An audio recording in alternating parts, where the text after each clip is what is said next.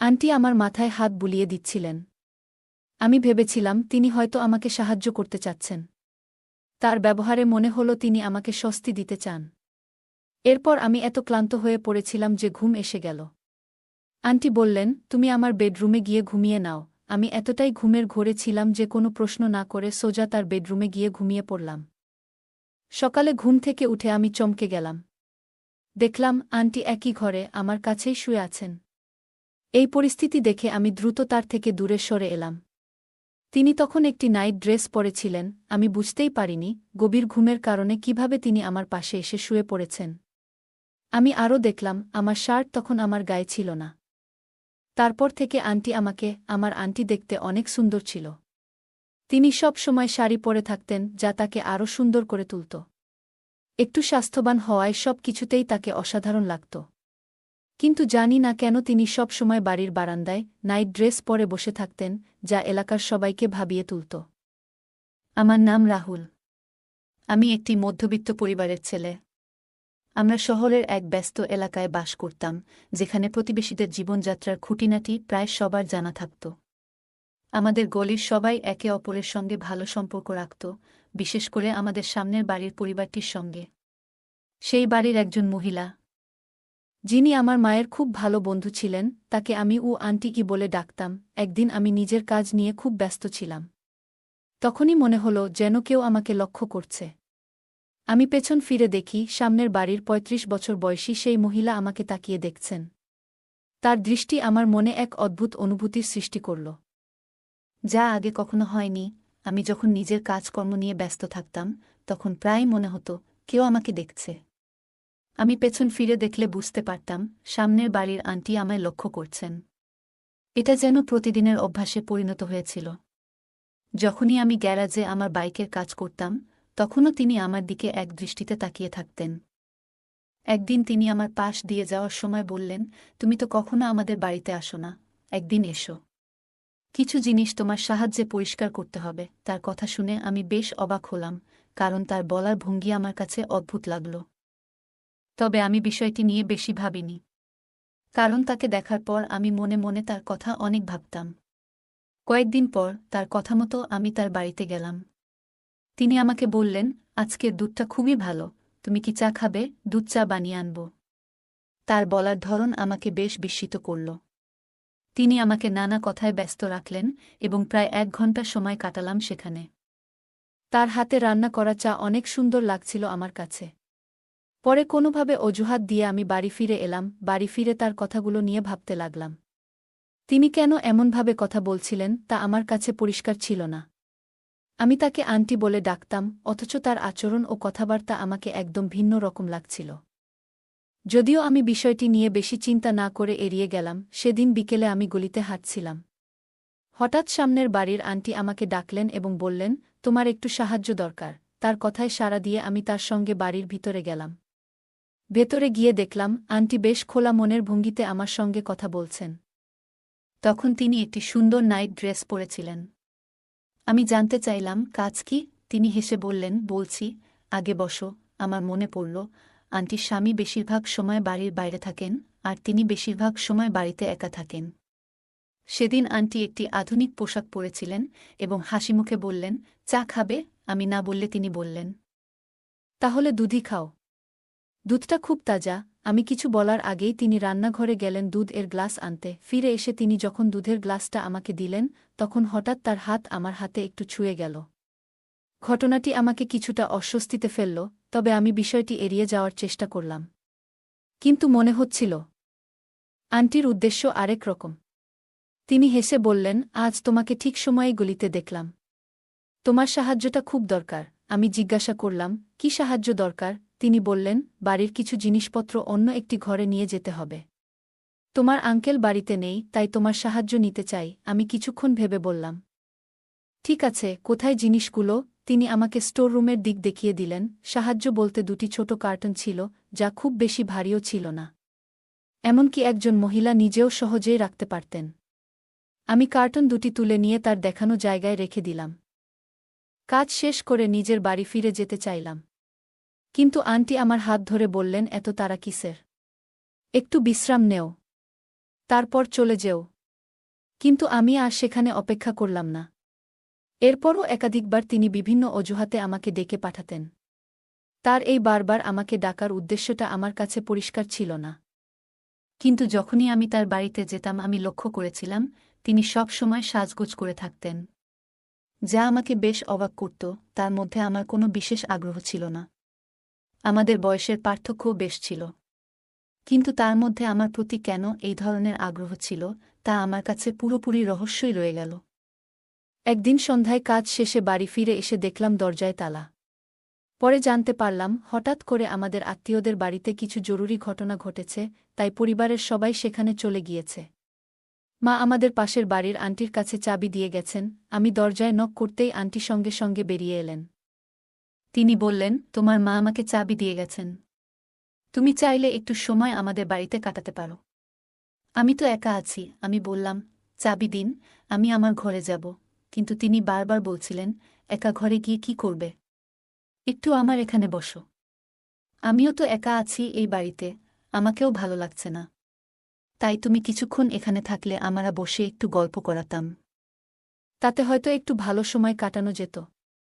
একা একা এই বাড়িতে আমি বোর হয়ে যাচ্ছি। তার ৩বার বলার পর আমি আর না করতে পারলাম না। তার কথামতো তার বাড়িতে ঢুকলাম। ভেতরে ঢুকেই তিনি এক গ্লাস পানি এনে আমার সামনে রাখলেন।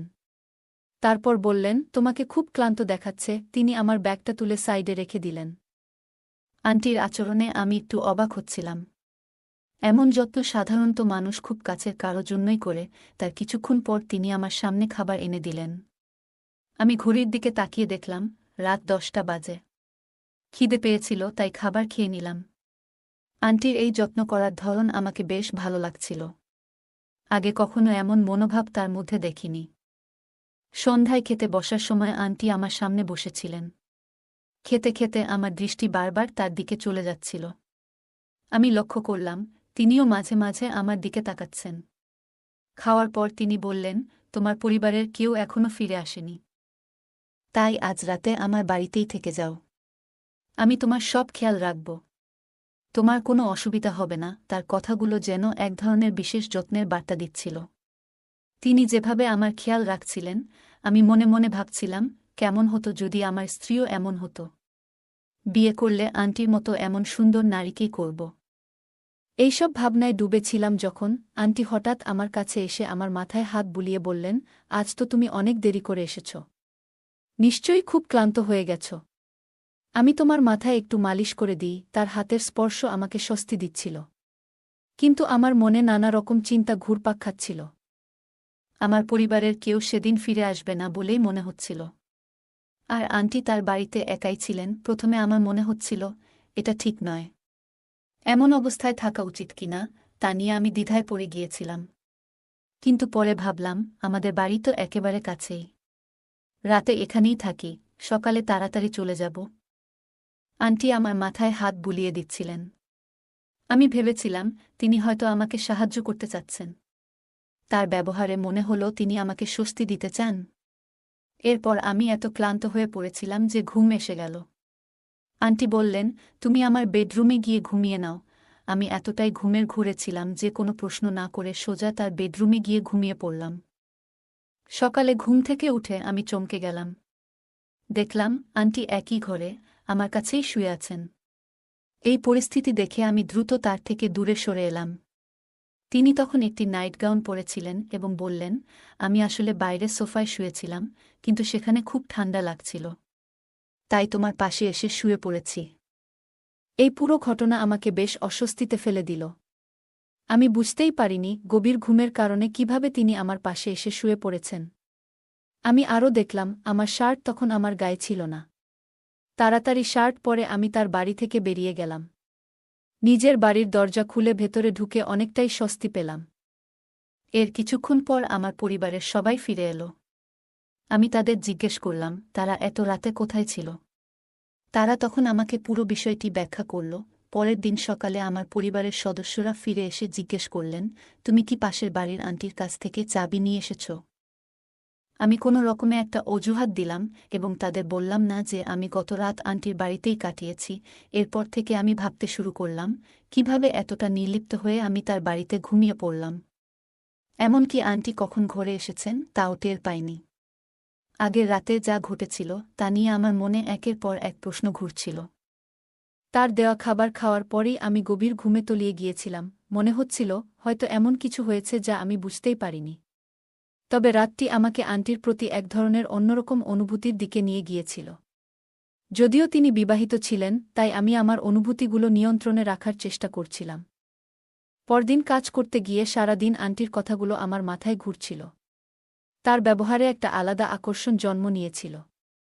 আমি নিজেকে বারবার সামলানোর চেষ্টা করছিলাম। একদিন সন্ধ্যায় আমি গলির পাশ দিয়ে হাঁটছিলাম। দেখলাম আন্টির বাড়ির দরজা বন্ধ। প্রতিদিন এই পথ দিয়ে যাওয়ার সময় তাকে প্রায় বারান্দায় দেখা যেত।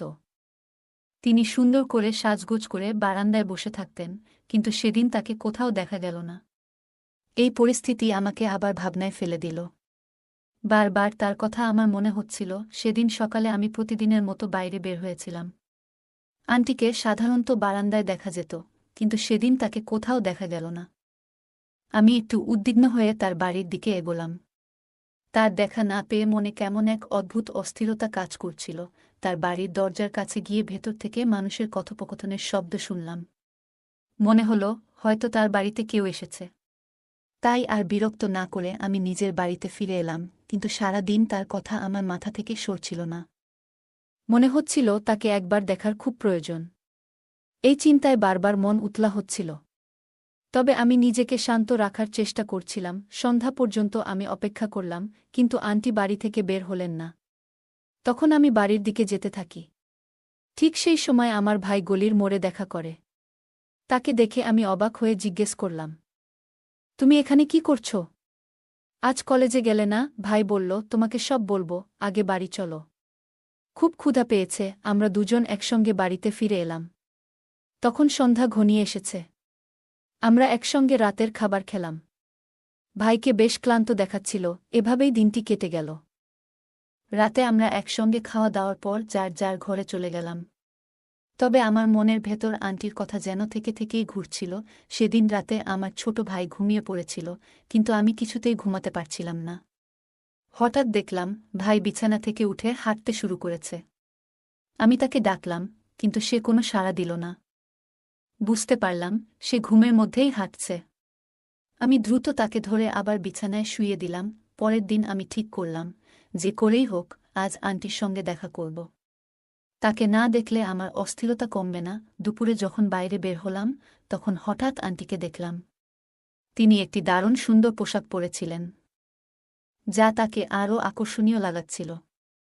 আমি তার সঙ্গে কথা বলতে যাচ্ছিলাম, ঠিক তখনই তিনি বললেন, তোমার একটু সাহায্য দরকার, তুমি কি আমার সঙ্গে যাবে? তার সাহায্যের ধরন আমার কাছে কিছুটা পরিষ্কার ছিল। আমি এক মুহূর্ত না ভেবে বললাম, হ্যাঁ, অবশ্যই। আন্টি বললেন, আমাকে তোমার সঙ্গে বাইরে যেতে হবে। আমি সম্মতি জানালাম। কিছুক্ষণ পর তিনি পুরোপুরি প্রস্তুত হয়ে এলেন। তাকে দেখে আমি মুগ্ধ হয়ে গেলাম। তিনি সত্যিই খুব সুন্দর লাগছিলেন। আন্টি আমার বাইকের পেছনে বসলেন, আর আমরা রওনা হলাম। তখন তিনি একটি সুন্দর শাড়ি পরেছিলেন, যাতে তাকে আরও সুন্দর লাগছিল। কিছুক্ষণের মধ্যেই আমরা সেই জায়গায় পৌঁছালাম যেখানে তিনি যেতে চেয়েছিলেন। জায়গাটি দেখে আমি কিছুটা অবাক হয়ে তাকে জিজ্ঞেস করলাম, তুমি আমাকে এখানে কেন আনলে? সেদিন আন্টি বললেন, এই জায়গায় আমার কিছু জমি আছে। তারপর তিনি বললেন, আমার এক বান্ধবীর একটি ফ্ল্যাট এখানে রয়েছে। ফ্ল্যাটের কথা শুনে আমার মনে কেমন একটা উত্তেজনা কাজ করল। মনে হলো আজ হয়তো আমার ভাবনার কিছুটা বাস্তবায়ন হতে পারে। আমি তার পেছন পেছন হাঁটতে লাগলাম। গলির এক কোণে ফ্ল্যাটটি ছিল। তিনি ভেতরে ঢুকলেন, আর আমি তাকে অনুসরণ করলাম। ভেতরে কয়েকটি ছোট ছোট ঘর ছিল। তিনি একটি ঘরের দরজা খুললেন, যেখানে একটি মাত্র বিছানা রাখা ছিল। ঘরের পরিবেশ দেখে মনে হল এখানে কেউ নিয়মিত আসে না। আন্টি বিছানায় গিয়ে বসলেন। আমি তার পাশেই বসে পড়লাম। চারপাশের সবকিছু আমার দৃষ্টির বাইরে ছিল। আমার সমস্ত মনোযোগ ছিল শুধু তার দিকে। আন্টির কথা ছাড়া তখন আমার মনে আর কোনো ভাবনা আর ছিল না। ঠিক তখনই হঠাৎ ঘরের ভেতরে 4-5 জন লোক ঢুকে পড়ল। তাদের একজনের হাতে একটি ক্যামেরা ছিল, আর ঘরের লাইটগুলো হঠাৎ করে উজ্জ্বল হয়ে উঠল।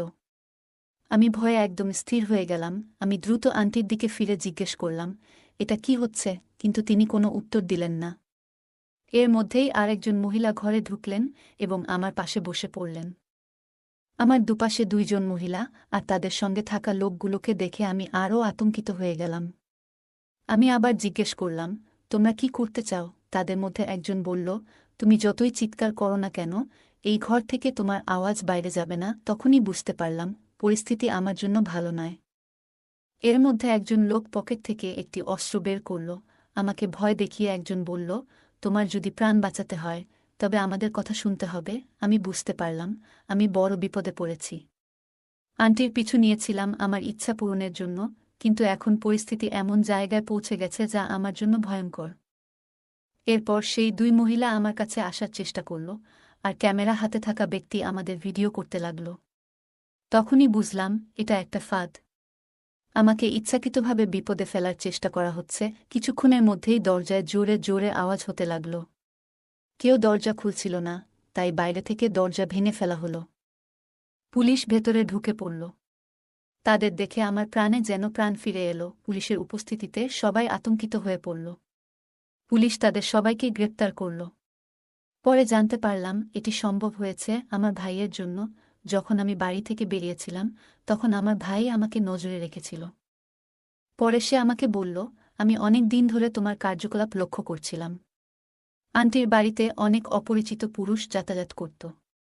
প্রথমে শুধু সন্দেহ ছিল, কিন্তু সেটা প্রমাণের জন্য কিছু করা সম্ভব ছিল না। সেদিন যখন আমি আন্টির সঙ্গে বেরিয়েছিলাম তখন সে আমার পিছু নিয়েছিল।